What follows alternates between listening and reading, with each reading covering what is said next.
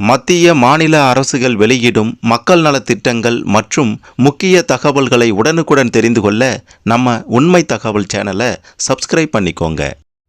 இன்று தமிழக அரசு வெளியிட்டு இருக்கக்கூடிய 8 முக்கிய அறிவிப்புகளை பற்றி தான் இந்த வீடியோவில் தெளிவாக பார்க்க போகிறோம். கடைசி வர பாருங்க, எல்லாமே உங்களுக்கு சிறப்பாக புரியும். அதுக்கு முன்னாடி இந்த வீடியோவுக்கு மறக்காம ஒரு லைக் கொடுத்துக்கோங்க. சரி, வாங்க வீடியோக்குள்ளார போகலாம்.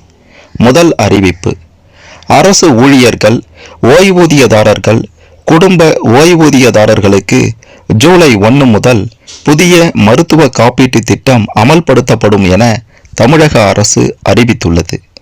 இது தொடர்பாக நிதித்துறை செயலர் M.A. சித்திக் தனித்தனியே வெளியிட்டுள்ள 2 அரசாணைகளில் கூறப்பட்டு இருப்பதாவது: தமிழக அரசு ஊழியர்கள், ஓய்வூதியதாரர்கள் மற்றும் குடும்ப ஓய்வூதியதாரர்களுக்கு புதிய மருத்துவ காப்பீட்டு திட்டம் 2026 அமல்படுத்தப்பட உள்ளது. யுனைடெட் இந்தியா இன்சூரன்ஸ் நிறுவனம் மூலம் செயல்படுத்தப்படும் இத்திட்டம் வரும் ஜூலை 1 முதல் 2031 ஆண்டு ஜூன் 30 வரை 5 ஆண்டு காலம் நடைமுறையில் இருக்கும்.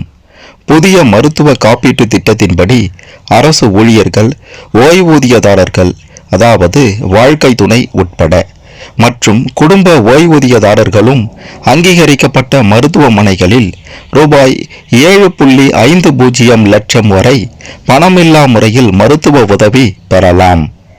மேலும் குறிப்பிட்ட 46 வகையான தீவிர நோய்களுக்கு ஒரு குடும்பத்துக்கு ரூபாய் 12 லட்சம் வரை மருத்துவ சிகிச்சை பெறலாம்.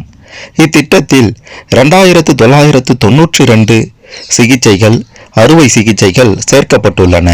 மேலும் 1535 தனியார் மருத்துவமனைகள், அரசு மருத்துவமனைகள் இணைக்கப்பட்டுள்ளன. அங்கன்வாடி பணியாளர்கள், தூய்மை பணியாளர்கள், சத்துணவு ஊழியர்கள் உள்ளிட்ட பணியாளர்களும் இந்த திட்டத்தில் சேர்க்கப்படுகிறார்கள். குறைந்த ஊதியம் பெறும் ஊழியர்களின் பிரீமியத்தை தமிழக அரசே ஏற்றுக்கொள்ளும். இந்த புதிய மருத்துவ காப்பீட்டு திட்டம் CBS திட்டத்தில் ஓய்வு பெற்ற அரசு ஊழியர்களுக்கும், அதாவது வாழ்க்கை துணை உட்பட தமிழ்நாடு உறுதியளிக்கப்பட்ட ஓய்வூதிய திட்ட ஓய்வூதியதாரர்கள் மற்றும் குடும்ப ஓய்வூதியதாரர்களுக்கும் பொருந்தும். இவ்வாறு அந்த அரசாணைகளில் கூறப்பட்டுள்ளது. அடுத்து 2வது அறிவிப்பு: தமிழ்நாட்டில் உள்ள கூட்டுறவு வங்கிகளில் விவசாயிகள் பெற்ற பயிர்க்கடன்களை தள்ளுபடி செய்து தமிழ்நாடு அரசு அதிகாரப்பூர்வமாக அரசாணை வெளியிட்டுள்ளது. அந்த அரசாணையில் தமிழக முதலமைச்சர் அவர்களின் அறிவிப்பின்படி கடந்த 1/5/2025 முதல் 28/2/2026 வரையிலான காலகட்டத்தில் கூட்டுறவு வங்கிகளில் பயிர்க்கடன் பெற்று நிலுவை வைத்துள்ள விவசாயிகளின் உத்தேச கடன் தொகையான ரூபாய் 5932.23 கோடியை தள்ளுபடி செய்வதற்கான இந்த அரசாணையை கூட்டுறவு, உணவு மற்றும் நுகர்வோர் பாதுகாப்புத்துறை வெளியிட்டுள்ளது. இத்திட்டத்தின் கீழ் 75,000 ரூபாய் வரை பயிர்க்கடன் பெற்ற குறு, சிறு மற்றும் இதர பெரு விவசாயிகளுக்கு 100 விழுக்காடு கடன் தொகையும் முழுமையாக தள்ளுபடி செய்யப்படுகிறது. மேலும் 75,000 ரூபாய்க்கும் அதிகமாக கடன் பெற்ற விவசாயிகளுக்கு அதிகபட்சமாக 35,000 ரூபாய் வரை தள்ளுபடி செய்யப்பட உள்ளது.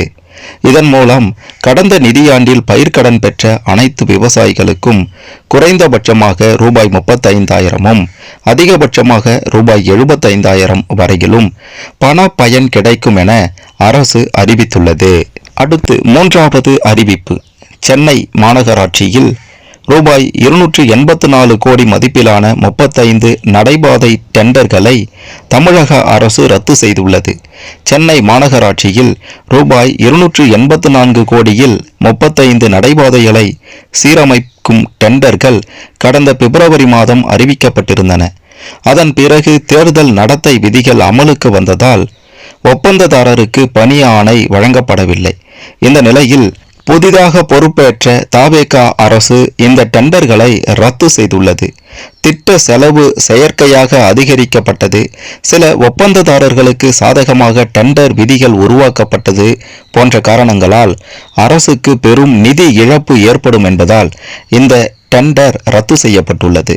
அடுத்து 4வது அறிவிப்பு: ஆசிரியர் தேர்வு வாரியம் நடத்திய அரசு கலைக்கல்லூரி உதவி பேராசிரியர் பணிக்கான எழுத்து தேர்வு முடிவுகள் வெளியிடப்பட்டுள்ளன.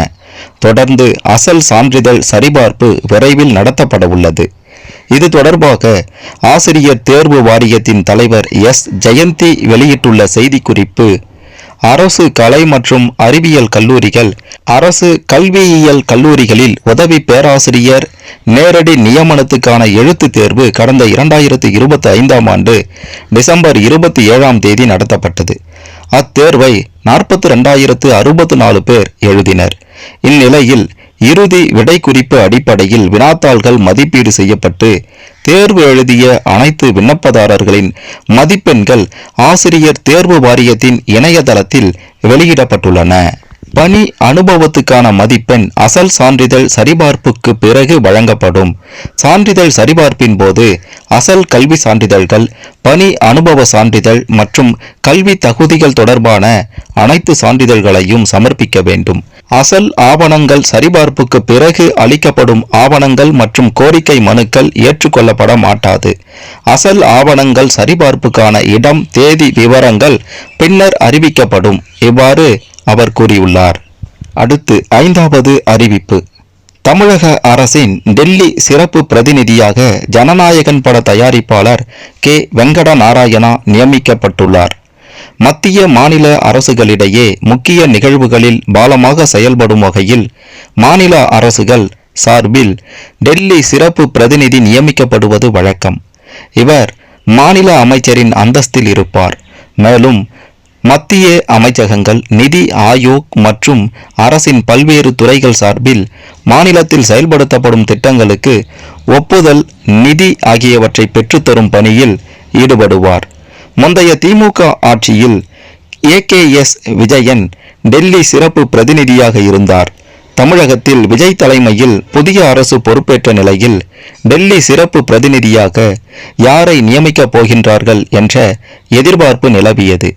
இந்நிலையில் முதல்வர் விஜய் நடித்த ஜனநாயகன் படத்தின் தயாரிப்பாளரான கர்நாடகாவை சேர்ந்த கே. வெங்கடரமணாவை தற்காலிகமாக டெல்லி சிறப்பு பிரதிநிதியாக நியமிப்பதாக தமிழக அரசு அறிவித்துள்ளது. தலைமை செயலர் மு. சாய்குமார் இதுகுறித்து வெளியிட்ட அறிவிப்பில், தமிழக அரசின் டெல்லி சிறப்பு பிரதிநிதி பதவி தற்காலிகமாக உருவாக்கப்பட்டு கே. வெங்கடரமணா நியமிக்கப்படுகிறார். இவர் பதவியேற்கும் நாளில் இருந்து ஓராண்டுக்கு இப்பதவியில் இருப்பார் என தெரிவிக்கப்பட்டுள்ளது. வெங்கடரமணா தற்போது கோட்டூர்புரம் சூர்யா நகரில் வசித்து வருகிறார். முதல்வர் விஜயின் நெருங்கிய நண்பரான வெங்கடரமணா முதல்வர் விஜய் பதவியேற்புக்கு முன்னதாக ஆளுநர் RV அர்லேக்கரை சந்தித்த நிகழ்வுகளில் உடன் இருந்தார் என்பது குறிப்பிடத்தக்கது. அடுத்து 6வது அறிவிப்பு. சர்வதேச போதைப்பொருள் ஒழிப்பு தினத்தையொட்டி காவல்துறையை சேர்ந்த 15 பேருக்கு பதக்கம் வழங்க முதல்வர் விஜய் உத்தரவிட்டுள்ளார். இதுகுறித்து அரசு வெளியிட்ட செய்திக்குறிப்பு, தமிழகத்தில் போதைப்பொருள் உற்பத்தி மற்றும் சட்டவிரோத கடத்தல் ஒழிப்பு சிறப்பு பணிக்கான தமிழக முதல்வரின் காவல் பதக்கம் 2023ஆம் ஆண்டு முதல் வழங்கப்படுகிறது. இதன் அடிப்படையில் 2026ஆம் ஆண்டுக்கான பதக்கங்களை வழங்க முதல்வர் விஜய் உத்தரவிட்டுள்ளார். அடுத்து 7வது அறிவிப்பு. திருவண்ணாமலை அருணாச்சலேஸ்வரர் கோவிலில் கடந்த ஆட்சியில் நடைபெற்ற அரசு பணி நியமனங்களில் முறைகேடு நடந்துள்ளதாக புகார் எழுந்தது.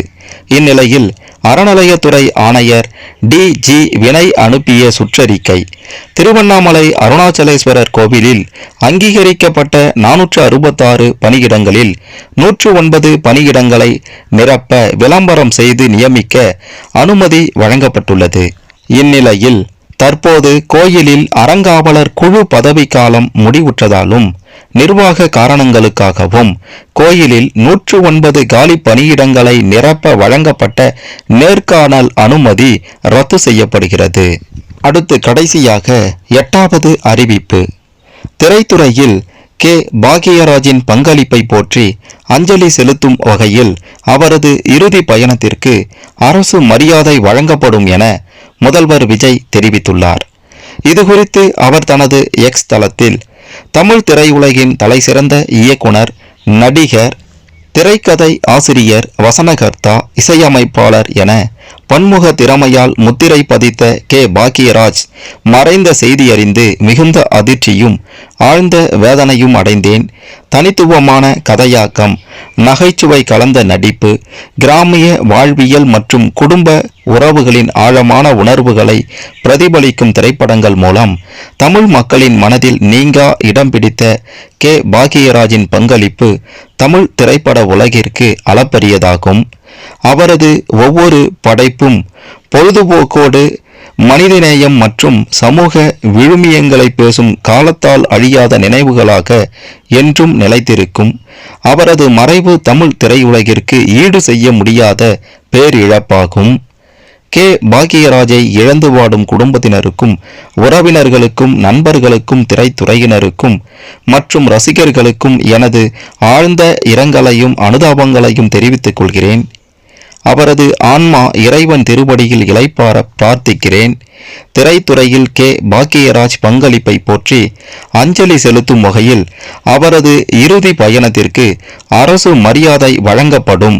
இவ்வாறு அவர் தெரிவித்துள்ளார். தமிழக அரசு வெளியிட்டிருக்கக்கூடிய இந்த 8 அறிவிப்புகளை பற்றி நீங்க என்ன நினைக்கிறீங்க? உங்களுடைய கருத்துக்களை மறக்காம கமெண்ட்ல பதிவு செய்யுங்க.